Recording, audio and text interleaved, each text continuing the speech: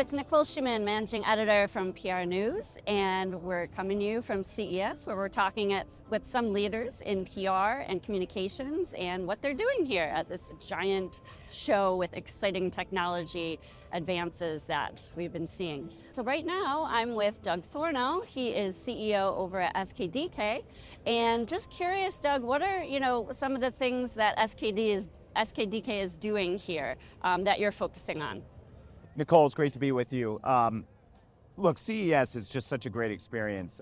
And I think the things that we're focused on are, we are storytellers and we're strategists at our firm. And there's so many different ways to tell stories and deliver and distribute those stories. And I think CES is a great place to be at, to see what's, how innovators are thinking about content distribution. Obviously, how AI is going to be used in the future. It's being used now, but how people are thinking about using that. I've been to a couple panels where it's, AI and content creators and how people are looking at that. And, we have a pretty robust tech and cyber department at SKDK, and there are a lot of policy implications in Washington and how that impacts this industry, the innovators in this industry. And I think just being here and absorbing everything that's going on, taking a look at what's going on, and being able to come back and brainstorm and be value added to our clients and helping them navigate a sort of complicated policy landscape in Washington, and making sure that they are doing what they need to do to be successful. I think being here is important, and being exposed, immersing yourself in that. You learn a lot. You learn a lot about where things are headed. Not everything ends up where people want it to end up here, but you see a lot of things that are on the cutting edge. And I think just being able to absorb all that, bring it back to Washington, and being able to use that to advise our clients and implement things within the firm is really important. Yeah, there's definitely been a lot of talk. A lot of the social platforms have had announcements since we've been here. I know Meta today said that they are no longer having fact checkers. It's all just going to be community-based, checking on each other if you're saying the truth on things, kind of how it is on X, which X applauded them for today, so that was interesting. As you were saying, a lot of the issues with AI and creators, and a lot of platforms are paying attention to that, and also the creators which utilize those platforms in terms of copyrights, how LLMs are being fed, all of those sorts of things. So it's really an exciting time here. And also I'm curious, you're the CEO of a PR group.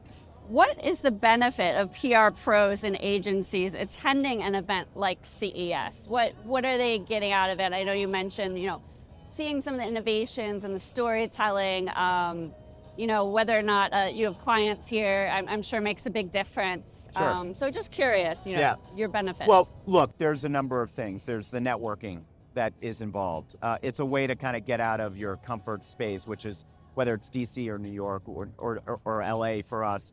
Come here and just broaden your network with people who are doing really interesting, innovative things. And I've had just dozens of conversations with people that I just met here who have sparked a lot of curiosity and ideas for me. So that's important, the networking.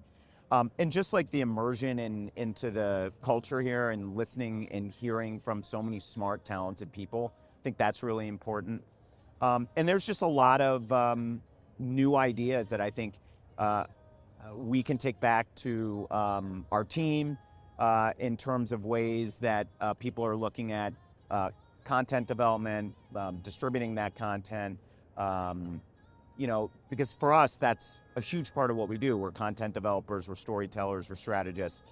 We produced 1,000 ads in 2024 for a range of clients, political clients, brands, organizations, and really moved a lot more into the digital space in terms of how we were delivering that content. And there's just a lot here to be able to learn and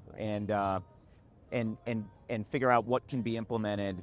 I go back to what the whole importance of AI and how you can, as a firm that does a lot in content, you do that in a responsible way, right? And I think there's been a lot of conversations about how that can happen, and there'll be a lot of conversations in Washington about how you can have responsible regulations of AI and do it in a way that is doesn't impede growth or innovation, but also combats things like misinformation and deep fake stuff. And I think there's just a lot here that you can learn from and take back. Mm-hmm. And that actually leads me into my next question. With a new administration coming into the White House very soon, there's likely going to be some policy changes, tech policy. How do you prepare clients for communications challenges tied to major regulatory changes or legislative proposals? How are you working with your clients now on that? Yeah. Well, it's really important that they have an expansive network. Washington is now controlled or will be controlled by one party, but the margins in the House are super thin. Same in the Senate. So it's going to be important that our clients have relationships on both sides of the aisle. And I think it's also important for us to be able to understand their needs and where they're coming from. And so that when we're giving them advice, we're giving them something that's authentic to who they are. I think being ahead of the game and understanding what's coming around the corner as it relates to tech policy is really important. And then also just like building friends and allies for these companies and for these organizations who can help tell their story. And I think that story piece is really important because I think so many brands here are telling a story, right, through these activations that they're doing. And I think that is obviously a really important part of CES and what people get out of it is the story they're telling to the people who come here and to the media who's covering it.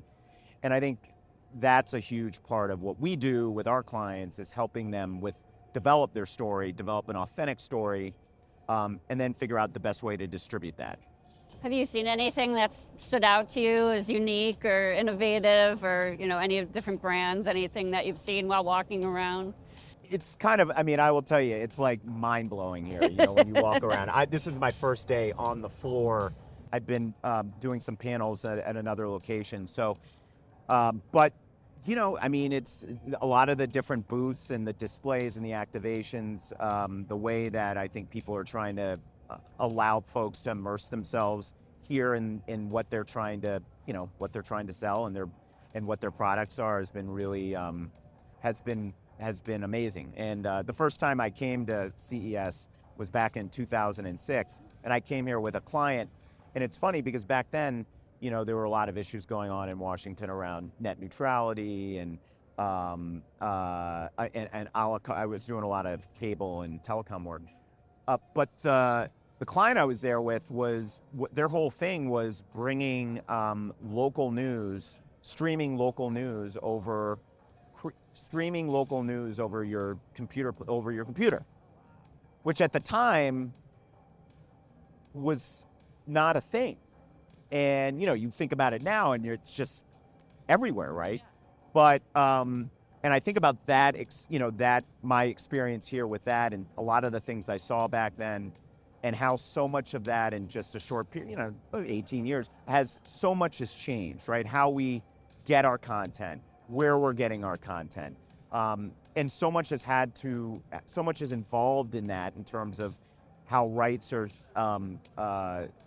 settled and how how the content creators are able to deliver that content. And I just remember that so, it seems like yesterday in the interviews that we were doing about, local news over streaming. And I'm sure there's like TV rights and yeah, all it wasn't types even of streaming. policies. It was like it was basically getting your local news on a website. Yeah. And being able to, and that was a big thing back then. And, it was still at sort of its infancy stage, but so, and there's a lot of ideas here that, are going to bloom and are going to be things that we look back on in 15 years and feel like we were there at the start of, something really special. Oh yeah, for sure. No, especially with AI. People talk about it constantly.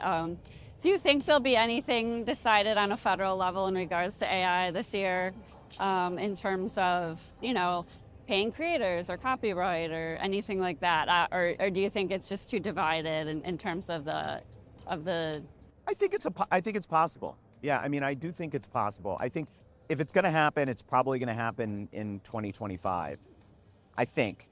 The new majority leader, John Thune, Republican from South Dakota, has been, someone who is really focused on AI. I think, people may not remember, but I think President Trump signed the first executive order on AI in 2020. There's obviously a lot of Democrats who are looking at this issue. And I think if it happens, I think it's going to happen in a non-election year. And I think there are opportunities to do bipartisan work on this.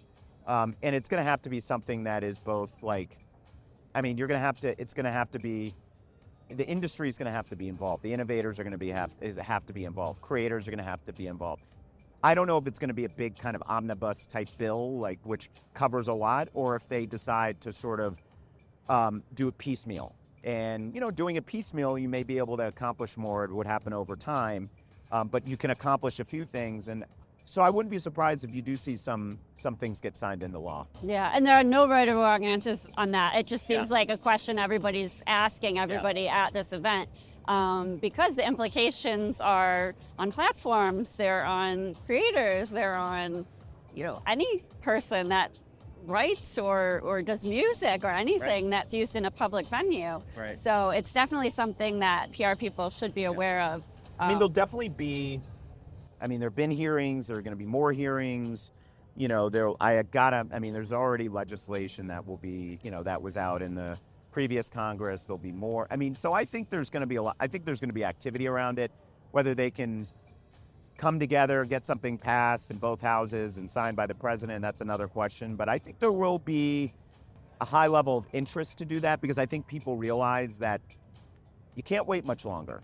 You got to start figuring this stuff out. The technology is evolving faster Very than, fast, yeah. and we can keep up with. Right. So it definitely is important. And if you wait another 3-4 years, this gets tied up in courts. Right. Still, that content is all going to be out there, whether it's AI created or not. So it should be an interesting year for that. Last question, pretty general, but just curious.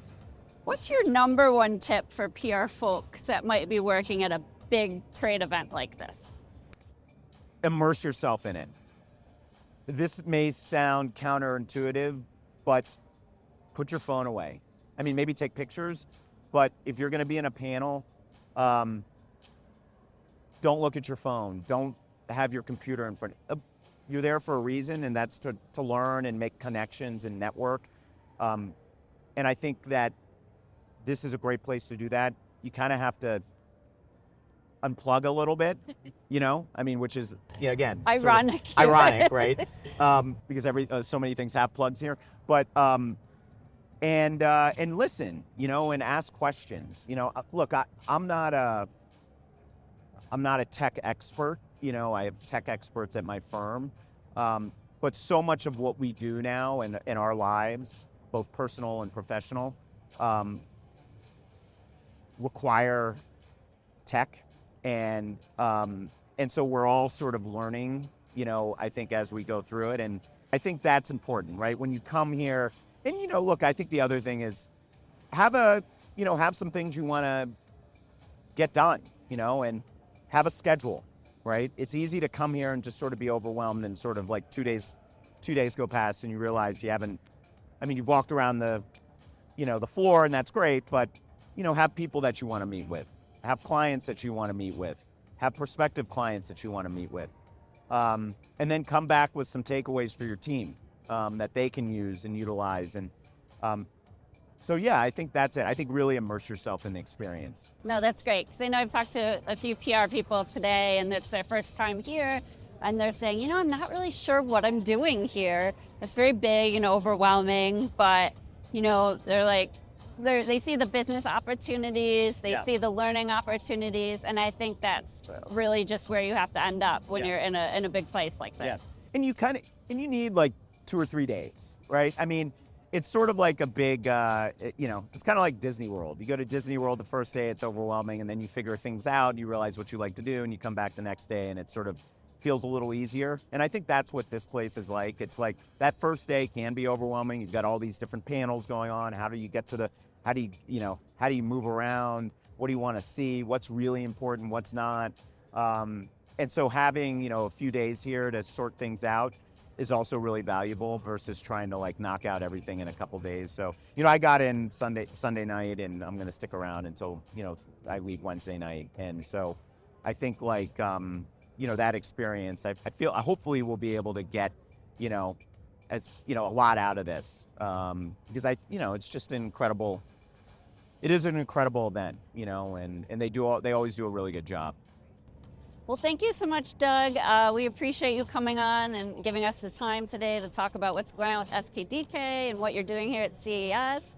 And look forward to having some more chats later on today and this week. Thank you, Nicole. Thank you.